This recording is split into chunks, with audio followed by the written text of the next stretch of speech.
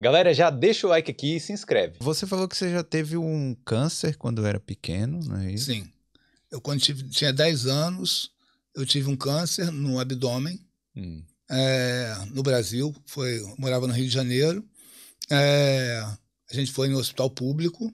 Na época, o plano de saúde não cobria câncer, e só pessoas com muito dinheiro, não era o nosso caso, tinham plano de saúde, acesso ao plano de saúde. Então, na época, eu comecei a sentir uma dor, minha mãe me levou ao médico, o médico indicou um outro hospital, que depois, aí o outro médico ficou, não, faz isso, faz aquilo, protelando, e nisso a gente começou a procurar outros médicos e acabamos chegando num médico no Hospital dos Servidores, num ambulatório.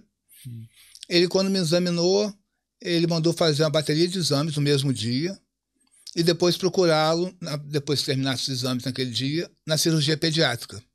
Quando a gente chegou na parte já da tarde, que isso foi de manhã, depois que terminou todos os exames, de ultrassonografia, exame de sangue, várias coisas, chegamos lá em cima, procuramos esse médico, doutor Fernando Pimenta, se eu não me engano.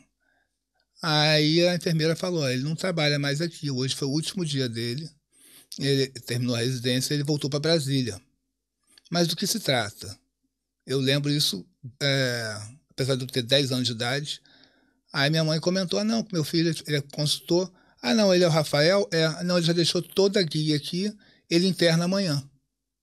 Sim. Quer dizer, aquele médico foi um anjo que passou na nossa vida, que deixou tudo encaminhado.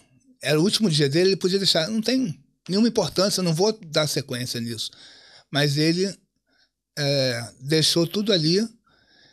Então, no dia seguinte eu internei, fiz uma primeira cirurgia para poder retirar, era uma massa na virilha. Aí fizeram uma biópsia e depois ia começar um tratamento já de quimioterapia.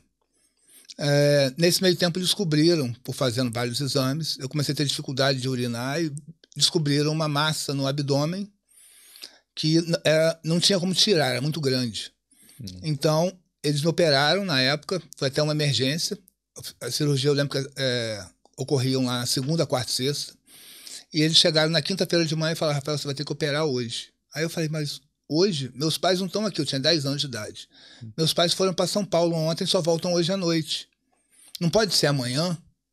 Aí eles falaram, não, porque você é uma coisa muito grave. Eu não entendi o que era. Só entendia que eu ia ter que ir para um centro cirúrgico, que, apesar do meu pai e minha mãe não serem médicos, não estavam ali, né? Aí, na verdade, a minha ureia no sangue estava muito alta. Eu estava correndo um risco de morrer a qualquer momento. Caramba. Então, eu fui para a cirurgia, meus pais me ligaram para o hospital, na época não existia celular, 1985. Sim. Eles ligaram lá para a cirurgia pediátrica na hora do almoço para tentar falar comigo, para dar um oi. A enfermeira informou que eu estava no centro cirúrgico. Cirurgia. Eles ligaram por volta de meio-dia. Antes das 2 da tarde, eles já estavam no hospital. Eu voltei da cirurgia já quase 4 da tarde. Fiquei com 2 sondas durante vários meses para a urina sair. E começou a quimioterapia. E esse processo da quimioterapia, você lembra? Não sei se você lembra, mas durou muito tempo? Durou 3 anos. Começou, na verdade, a quimioterapia começou em março de 85 e terminou em janeiro de 88. Quase 3 anos. Era uma quimioterapia muito mais agressiva do que é hoje, porque hoje é bem específica. Claro, tem ainda reações, né? Mas na época era muito pior. Depois, nesse meio tempo, eu fiz algumas outras cirurgias para tirar o restante que tinha. Depois, conforme o remédio foi fazendo efeito, eu não cheguei a fazer nenhuma rádio, só químio. E eu lembro que algumas coisas, o médico às vezes falava, a situação do Rafael é muito grave. Eu não lembro muito bem disso, minha mãe que conta que em determinado momento o médico falou, Rafael está muito mal, porque eu estava muito debilitado. E eles falaram, talvez ele não passe dos próximos dias. Caramba. Eu estava muito magrinho, careca, isso. com, você vê, 11 anos de idade, já tinha passado um tempo. Aí eu lembro que quando eu via, às vezes, algum parente nosso via lá e chegava lá e não aguentava e começava a chorar lá na minha frente, aí eu consolava a pessoa. Porque eu sempre tive uma cabeça muito boa para isso. Aí, uma vez eu falei com minha mãe, mãe, não se preocupa não, porque eu tenho um propósito. eu tenho certeza que eu vou sair dessa porque Deus não me mandou para cá só para poder ficar doente e morrer, não. É claro, tudo tem, as pessoas têm um propósito. Eu acreditava realmente nisso, mesmo sendo tão novo. Então eu passei por isso, terminou o tratamento. Eu lembro que hoje até estava conversando com outras 2 pessoas aqui em Dublin que estão passando. Uma já passou, a outra está passando ainda pelo... a Márcia e a Nath. Estão passando pelo câncer. Estão aí na luta. Mas são 2 guerreiras também. E são as 2 fundadoras do grupo, que até você faz parte também lá do... Como é que é o nome? Eu comecei a seguir um grupo. Sim. Eu vou pegar o... Depois a gente passa aí. Mas aí, eu lembro que no último dia da quimioterapia, eu cheguei na enfermaria, lá estava... Eu ia para sequência de 5 dias seguidos de tratamento. Depois esperava um mês, voltava mais 5 dias. Aí o último dia da última sessão de químio, eu cheguei, quem vai ter a honra de tirar a agulha pela última vez? Está acabando, vai acabar. Então, quer dizer, eu estava aquela comemoração ali, porque é uma vitória. Sim. Hoje tem aquela coisa do pessoal bater o sino, na época não existia isso. E eu ia fazer 13 anos de idade, para mim era uma comemoração que realmente tinha que ser feita. Caramba, você ficou 3 anos fazendo quimioterapia. Era essa rotina aí, você ia para casa em algum momento? Ia para casa, ia para a escola. A minha turma da escola era a mesma desde do primeiro jardim, então eu tinha muitos amigos que... Eu lembro que o primeiro dia que eu voltei para a escola, eu não podia ficar me deslocando muito, porque eu ainda estava bem debilitado. Ninguém da turma desceu para o recreio. Como eu ia ficar na sala, a turma toda ficou para te apoiar. Para me apoiar. Alguns desceram para buscar um lanche na cantina, alguma coisa assim, e voltaram. E depois, algumas semanas, eu comecei a descer, mas sempre ficava alguém, enquanto eu não descia, sempre ficava alguém na sala, ficava batendo papo, brincando, fazendo alguma zoeira, mas eu tive apoio desses amigos, alguns eu ainda tenho contato até hoje. Caramba, que... Então, eu sempre tive muito apoio, apesar de que sempre uma criança careca, hoje, você sabe que provavelmente está passando por problema de câncer. Há 30 e poucos anos atrás, quase 40 anos atrás, não tinha essa consciência. Então, via uma criança careca, uma outra criança mexer, é uma criança, ela não tem o discernimento disso. Hoje até tem, mas na época menos. Mas cheguei a ver adultos, criança careca, quer dizer, você está vendo uma criança sem cabelo, sem sobrancelha, ela está passando por algum problema, não é normal, não foi cabeça raspada. Com certeza. Então, mas eu, tipo assim, eu sempre...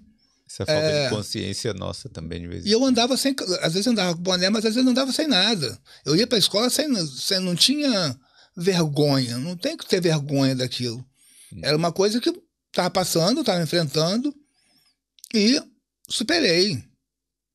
Então, aí, realmente o último foi aquela comemoração. Foi uma comemoração muito grande. Eu acho que sempre o último dia de uma grande guerra, quando você está saindo vitorioso daquela guerra ali, você tem que comemorar mesmo. E no início da adolescência ainda, né? Sim. Com toda a vida pela frente. Aí eu vivi a vida normal, segui lá no Brasil. Antes disso, você tinha um histórico familiar de câncer? Tinha. A minha avó, por parte de pai, ela faleceu com câncer de mama. Ela... eu não cheguei a conhecer, ela morreu 1 ano antes de mim. Morreu com 46 anos de idade, morreu muito nova. Então, ela morreu em 74, eu nasci em 75. Então, quer dizer, existia um histórico familiar, pulou o meu pai e eu fui o premiado. E, às vezes, minha mãe, que sempre foi muito religiosa, meu pai também, eu não lembro quem foi que falou. Eu mesmo cheguei e falei, mas por que eu? Aí minha mãe, às vezes, falou, mas por que não você? Então, é claro, ninguém quer ficar doente. Mas tudo tem um motivo. Né? Exatamente. Então, eu eu servi depois de inspiração para várias pessoas. Tem uma mãe de uma amiga minha que estudou comigo, ela teve leucemia, e na época eu falei, tia, você vai superar isso aí igual eu superei. E ela superou, tá aí até hoje. Ela teve, sei lá, uns 5 anos depois de mim. E nessa brincadeira já tem mais de 30 anos que ela teve leucemia, fez transplante de medula e tá aí. Então, quer dizer, nós somos provas que o câncer não é uma sentença de morte. É claro, muita gente morre por causa do câncer, sim, infelizmente. Mas não é porque você recebeu um diagnóstico que você está condenado eu vou morrer. Morrer todo mundo vai um dia. Mas eu acho que enquanto a vida há esperança. Com certeza. Então, é claro, tem momentos que é difícil. Eu lembro que eu era criança ainda, nessa época lá. Em determinado momento eu cansei de ir para o tratamento, de fazer quimioterapia, e saía de lá e passava mal, vomitava, tinha enjoo. Eu cheguei uma vez e falei, mãe, eu não quero mais, eu quero desistir. De tão pesado que é o tratamento. É muito pesado. Porque a quimioterapia, ela é um veneno, né? Sim. Que quer matar o câncer primeiro. Mas às vezes... Mas porque a ideia é exatamente essa, né? Sim. Vamos envenenar aqui para o câncer morrer primeiro do que a pessoa. Sim. Eles vão... Hoje é mais focado. Na época eu lembro que eu ficava com muita afta e qualquer coisa que você comia depois, normalmente você vomitava. Mas eu sempre tive uma cabeça muito boa para isso. Eu lembro que teve uma vez que eu virei para minha mãe e falei, mãe, eu tava com vontade de comer um churrasco.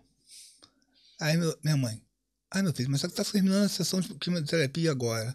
Falei, mãe, a gente podia ir na churrascaria.